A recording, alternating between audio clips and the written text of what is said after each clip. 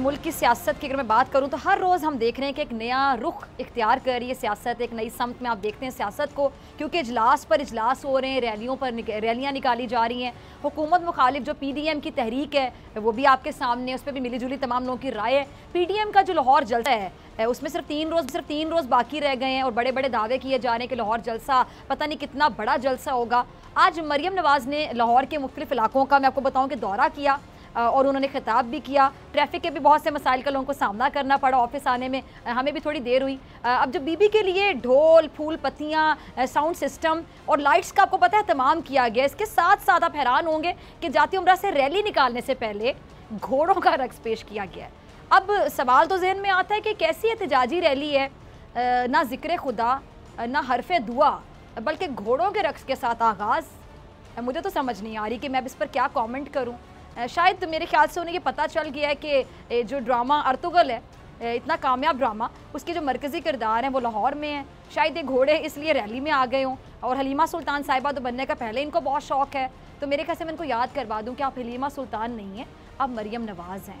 आपने ड्रामे नहीं करने, आपने एक्टिंग नहीं करनी, बल्कि आपने एहतजाजी तहरीक चलानी है। मेरा मशवरा ये है कि रैली की कामयाबी के लिए दुआएँ लेकर आप रुखसत होती। अच्छा, बात करते हैं जी लाहौर जलसे की। उसमें 3 दिन बाकी हैं और वज़ीर-ए-आज़म इमरान खान साहब ऑपोजिशन को डायलॉग के लिए असम्बली आने की दावत दे चुके हैं और ऑपोजिशन इसे उनकी कमज़ोरी भी समझ रही है, भी आपको पता है। लेकिन अंदर की बात क्या है, वो ये है कि इस्तीफ़े देने के मामले पर बहुत ज़्यादा सोचा गया और बहुत ज़्यादा सोच विचार चल रही है अभी भी कि कहीं लेने के देने ना पड़ जाएँ। और कानूनी माहिरीन से मशवरे भी हो रहे हैं और होने भी चाहिए। कानूनी माहिरीन से जो मशवरे हो रहे हैं कि जी सिंध असम्बली का क्या किया जाए और पीपल्स पार्टी का आखिर क्या फ़ैसला हो सकता है, इस पर बात करने के लिए मेरे साथ मौजूद हैं सीनियर तजियाकार नज़ीर लगारी साहब। बड़ी गहरी नज़र रखते हैं, ख़ासतौर पे सिंध के इशूज़ पर बहुत ज़्यादा गिरफ्त रखते हैं। लगारी साहब बहुत शुक्रिया, आपने ज्वाइन किया। और तहरीक इंसाफ से सदाकत अली बासी साहब मेरे साथ मौजूद हैं। हुकूमत की क्या स्ट्रैटेजी होगी, हुकूमत इस सिचुएशन को कैसे डील करना चाह रही है, आपसे जानूंगी मैं सदाकत साहब। सबसे पहले बल्कि सदाकत आपकी तरफ ही आना चाहूँगी, आपसे जानना चाहूँगी कि लाहौर में जो PDM का जलसा होने जा रहा है, इसको कहा जा रहा है कि तारीख साथ जलसा होगा और ना जाने क्या क्या कुछ हो जाएगा, जैसे शायद अगले दिन ही दूध और शहद की नहरें बहना शुरू हो जाएंगी जब लोग सोकर उठेंगे। और वज़ीर-ए-आज़म कह चुके हैं कि रुकावट नहीं डालेंगे, तो फिर सदाकत साहब कोरोना का खतरा भी बढ़ गया है, रुकावट भी नहीं डालनी है, इनको रोकना भी नहीं है। वो बड़े पुरुमीद है कि पता नहीं क्या क्या हो जाएगा। अब क्या होने जा रहा है, हुकूमत क्या करेगी, रोकेगी जलसे को, करने देगी? बहुत शुक्रिया जी।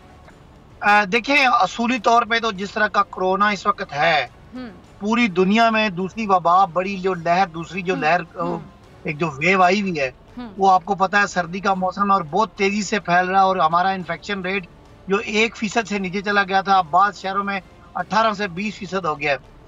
लिहाजा इस हालात में तो पूरी दुनिया में जितने अक्लमंद लोग हैं, जिनको कोई फहम फरासत है, वो तो कोशिश कर रहे हैं कि अपनी कौमों को इस चीज से बचाएं। और हमारी हुकूमत ने भी एक बड़ा प्रोफेशनल तरीके से पूरा पहली वेव को हैंडल किया कि पूरी दुनिया ने पाकिस्तान की कोरोना मैनेजमेंट को बेस्ट डिक्लेयर किया। और चाहे वो अमेरिका हो, चाहे वो WHO हो, चाहे वर्ल्ड बैंक हो, सब ने कहा कि पाकिस्तान की जो मिसाल है वो दुनिया कॉपी करे और पाकिस्तान स्ट्रेटजी डे भी मनाया गया। जी जी। अब दूसरी बात ये, हम मजीद सख्ती से सख्ती करके ये जो वेव है इससे बचा जाए और ये इस वेव को हम खैरियत से गुजार लें जब तक वैक्सीन आ जाए जी। लेकिन बदकिस्मती है कि हमारी ऑपोजिशन जो है वो तुली हुई है इस सारे मामले पे।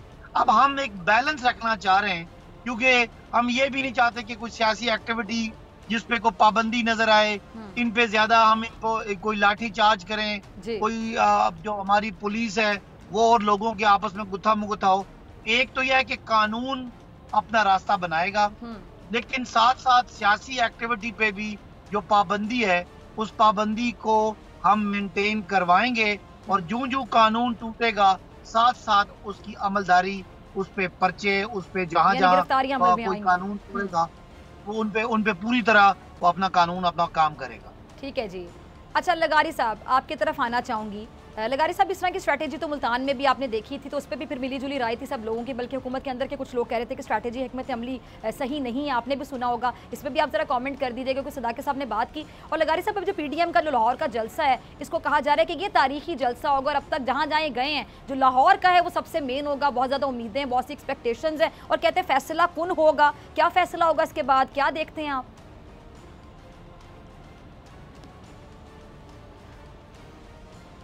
एक तो ये कि इस तरह के जलसे, अगर ये किसी 5वां जलसा फैसला कौन होने जा रहा है और इनको कोई एस्टैब्लिशमेंट के आशीर्वाद भी नहीं है, जिस तरह 90 के डिकेड में होती थी और 90 के डिकेड में एस्टैब्लिशमेंट हल्लाशेरी करती थी और अपोजिशन बाहर निकल आती थी और फिर हुकूमतें तोड़ दी जाती थी। अब वो सूरत हाल तो नहीं है।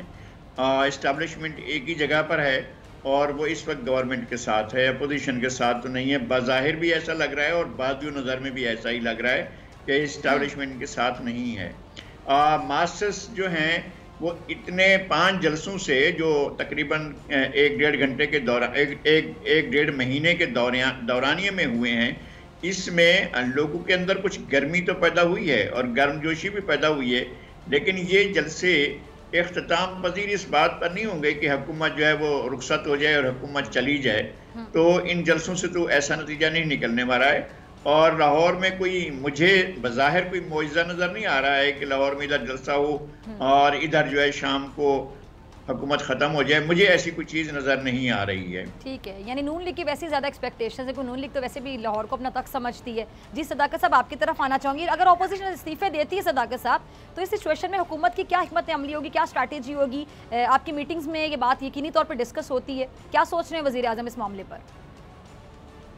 देखिए, वज़ीर आज़म ने बड़ा बवांगे दौर ये बात की थी कि अगर ये इस्तीफा देंगे तो हम इस्तीफा एक्सेप्ट करने के बाद इलेक्शन करवा देंगे। दिखाई देते हैं बाज़ाहिर जी। और दूसरी बात ये कि कुछ इनका ख्याल था कि शायद अगर हम सिंध से इस्तीफे दे दें तो इलेक्टोरल कॉलेज का मसला होगा सेनेट का, वो भी कल एतजाज साहब ने बड़ा तफसील से परसों बता दिया कि कोई इलेक्टोरल कॉलेज का इशू नहीं है।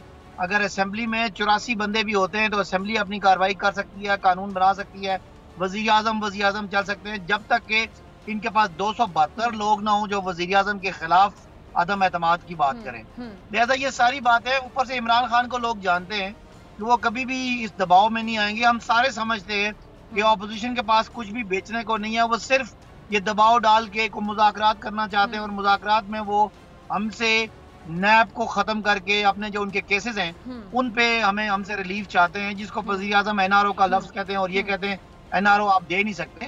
तो एनआरओ ऐसे है कि अगर आज हम मुज़ाकरात करें, आज हम नैब का कानून ख़त्म कर दें, जिस तरह का हमें फैटफ में अपोजिशन ने 34 पॉइंट खत्म करने की बात की थी हमारे साथ कि हम आपको फैटफ में सपोर्ट करेंगे, आप नैब के 34 पॉइंट खत्म कर दें, वो 34 पॉइंट खत्म करें तो पूरा नैब खत्म और सारे बाहर आ जाएंगे। तो वज़ीर आज़म ये एक नर्व्स की गेम है, नैब भी खत्म हो जाए। हाँ, बस यही है, और तो कोई उनके पास है नहीं। तो वज़ीर आज़म बार-बार इस बात का एतराफ़, जी वज़ीर आज़म बार-बार इस बात का इरादा कर रहे हैं कि जो ये कर लें, क्योंकि धरने हमने भी दिए, मुजाहरे हमने भी किए, जलसे हमने भी किए, और ये जो इतना एक हवा बना रहे हैं कि शायद लाहौर का जलसा हो जाएगा, 25-30 हज़ार बंदा आ गया तो पता नहीं क्या हो जाएगा। सदाकत साहब, सॉरी मैं आपकी बात काट रही हूँ, आपने कहा हमने भी धरने दिए हैं, जलसे हमने भी किए हैं। आपकी बात में मुझे ये महसूस हुआ कि आप लोगों को समझ आ गई कि धरने देने से, जलसे देने से हुकूमतें तो नहीं जाती, क्योंकि जब आपने धरने दिए, 126 दिन का यादगार धरना दिया, तो हुकूमत तो नहीं ना जाती ऐसे। अच्छा, तो इस तरह है कि हुकूमत जाए या ना जाए, जी जी, आपके अंदाज से मुझे लगा वो अपना प्रोग्राम करती है। उन्होंने अपना प्रोग्राम, हमने तो जलसे किए, बड़े जोरदार किस्म के धरने दिए, लेकिन उससे कुछ नहीं हुआ। ये जो है, आपको पता है 11 पार्टियां हैं जिनके 11 मंशूर हैं, एक दूसरे को तस्लीम नहीं करते, लेकिन इनका ख्याल है कि शायद ये इमरान खान से वाकिफ नहीं है कि जो 22 साल जद्दोजहद करने के बाद एक प्राइम मिनिस्टर बने, वो शायद इनके किसी दबाव में आके अगर इमरान खान हुकूमत खत्म हो जाए तो कल इमरान खान इनकी हुकूमत चलने देंगे। कल आप समझे कि ये 11 पार्टियां मिलके आ जाती हैं तो क्या हम धरने नहीं दे सकते? तो ये बात ही गलत है, ये ज़ाब्ता ही गलत है कि ठीक है, अगर आपके पास कोई इशू है, हमने धांधली की बात की थी तो हमने धांधली कमीशन बनवाया था। ठीक है, अगर आपने कोई अगर आपको, और सबसे बढ़ के आप लोगों ने जब लगारी साहब आप भी अग्री करेंगे, बल्कि मैं आपकी तरफ आती हूँ, सदाकत साहब तो यही कहेंगे ना कि हाँ बिल्कुल ऐसे, कि उनकी पार्टी के हक में एक छोटी सी बात मैं करने जा रही हूँ कि जब इमरान खान साहब ने वो जलसा किया था, 4 हल्के खोलने का मामला था, पनामा का इशू सामने आया था, आपको याद होगा, ये तमाम चीज़ें जो हाईलाइट की जाती थी, इदारों को तनकीद का निशाना नहीं बनाया जाता था, इदारों पर ताबड़तोड़ हमले नहीं किए जाते थे। अब यहाँ पर तो आप देखें ना कि इदारों को तनकीद का निशाना बनाया जाता है। मरियम और उनके वालिद तो कुछ बोलने से पहले सोचते ही नहीं है, लेकिन पीपल्स पार्टी का किरदार मुझे लगारी साहब बड़ा अच्छा लगा। यहाँ पे बिलावल ने इन पे साबित कर दिया, बिलावल को कहते थे कच्ची उम्र के हैं, अभी छोटे हैं, बिलावल ने साबित कर दिया कि उम्र का कोई ताल्लुक नहीं होता सियासतदान से। बिलावल ने बड़ा मंझा होने का सबूत दिया, बड़ी मेचोरिटी का मुजाहरा कि बहुत से इशूज़ पर आपने देखा होगा। तो अब आप कैसे देखते हैं कि पीपल्स पार्टी एक ऐसी हुकूमत है जो कि सिंध हुकूमत में है, बाकी जो PDM में जो लोग हैं, कोई भी जमात है, वो हुकूमत में नहीं है। अब ये जो इस्तीफों वाला मामला है, आपको क्या लगता है कि बाकी किसी पार्टी के पास तो कुछ खोने को है ही नहीं, ये सिचुएशन है, लेकिन पीपल्स पार्टी के पास तो कुछ है खोने को? क्या पीपल्स पार्टी आमादा होगी या यहाँ पे भी ये अपनी एक अच्छी स्ट्रैटेजी के जरिए साबित करेंगे कि बिलावल किसी से पीछे नहीं है और वाकई बहुत मंझे हुए और बहुत ही मैच्योर सियासतदान है?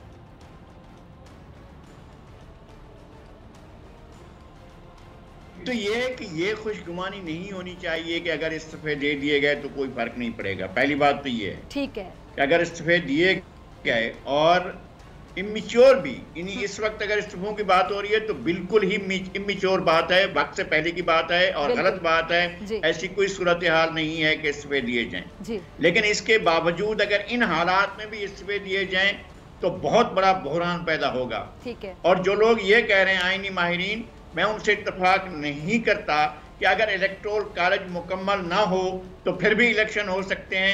ऐसी कोई असम्बली का इजलास नहीं है। और इलेक्टोरल कॉलेज में क्या है, इलेक्टोरल कॉलेज में 4 सूबाई असम्बलियां हैं, 1 कौमी असम्बली है और यहाँ से ही इंतखाबात होने हैं और सेनेट के अरकान यहाँ से मुंतखब होंगे। फर्ज करें सिंध की हुकूमत जो है, वज़ीर आला सिंध उसको डिसॉल्व कर देते हैं और असम्बली को भी डिसॉल्व कर देते हैं, जो उनका आईनी इख्तियार है, तो इलेक्टोरल कॉलेज तो पैरालाइज्ड हो जाएगा ना, इलेक्टोरल कॉलेज का वजूद ही नहीं रहेगा अगर एक असम्बली खत्म हो जाती है।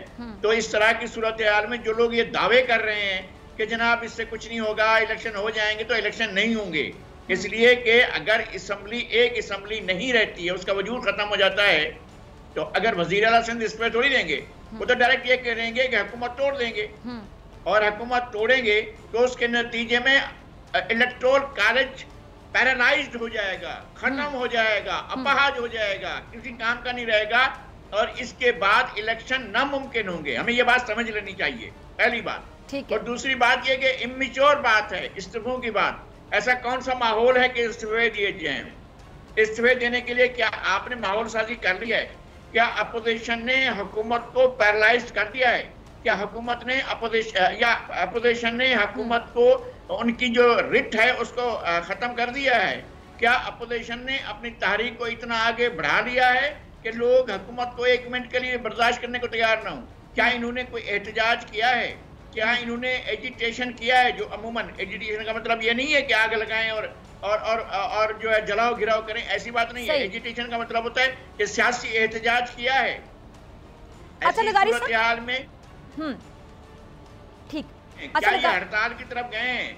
अगर पूरा मुल्क हड़ताल पर चला जाता है और जी अच्छा लगारी साहब, आपको नहीं लगता कि अगर हम तारीख को देखें तो पहले PN इत्तेहाद बना था भुट्टो साहब के खिलाफ, आपको याद होगा मौलाना फजलुर रहमान साहब के वालिद मुफ्ती महमूद ने उसको लीड किया था, 9 जमातों का वो इत्तेहाद था और बहरहाल वो इत्तेहाद किसी हद तक कामयाब साबित हुआ। अब आपको नहीं लगता कि अभी तमाम जमातें हैं, मौलाना फजलुर रहमान साहब ने अपने वालिद की जगह संभाली मुफ्ती महमूद की, भुट्टो साहब शायद उन्होंने वज़ीर आज़म साहब को समझ लिया और वो 9 जमातें थी, अब ये जमातें आई, उनको लीड करें मुफ्ती महमूद के बेटे। तो आपको लगता है कि ये जो इंस्पिरेशन है, ये जो आइडिया है, ये मौलाना फजलुर रहमान साहब को अपने वालिद से ही मिला, तारीख की किताबों से मिला, PNA से मिला और PNA और PDM में? अब जरा ये बताइए कि डिफरेंस आपको क्या नजर आता है, वो इत्तेहाद और ये इत्तेहाद, इसमें क्या फर्क नजर आता है? मैं चाहती हूँ कि आप मौलाना साहब को, तमाम लोगों को जरा समझाएं।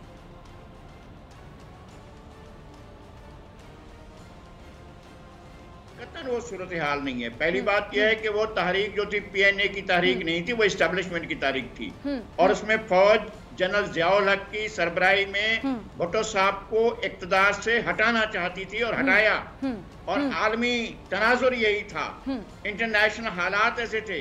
अमेरिका भुट्टो साहब को इस रीजन में नहीं देखना चाहता था और उसने इस्तेमाल किया इस बात को, और जनरल ज़ियाउल हक ने पूरे तौर पर तहरीक को सपोर्ट किया। और लाहौर में मार्शल एडमिनिस्ट्रेटर, वो जो बाद में बने थे मार्शल एडमिनिस्ट्रेटर कोर कमांडर जो थे, उन्होंने प्राइम मिनिस्टर का हुक्म मानने से इनकार कर दिया था। यहाँ पर मेजर की सतह पर भी जो वो थे अफसरान थे, वो नहीं मान रहे थे, वो पूरे के पूरे PNA को सपोर्ट कर रहे थे, PNA को पूरी एस्टेब्लिशमेंट की हिमायत और सपोर्ट थी, तो उस सूरत में वो कामयाब हुई थी। अगर आज तो ये हालात हैं कि इस हुकूमत के खिलाफ एस्टेब्लिशमेंट 1 घंटे के लिए नाराज भी हो जाए तो हुकूमत गिर जाएगी, यह हुकूमत नहीं बरकरार रह सकती अगर इस्टेब्लिशमेंट इससे मुंह फेर ले तो। बात यह है कि वो सूरत हाल कतन मुख्तलिफ थी, आज की सूरत हाल कतन मुख्तलिफ है।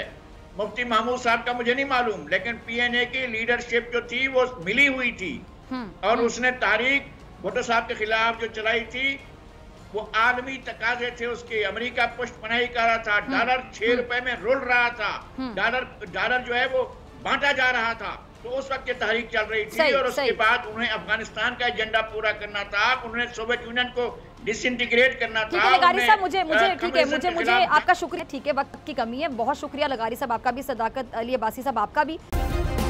सब्सक्राइब करें और बेल दबाएं ताकि कोई खबर रह न जाए।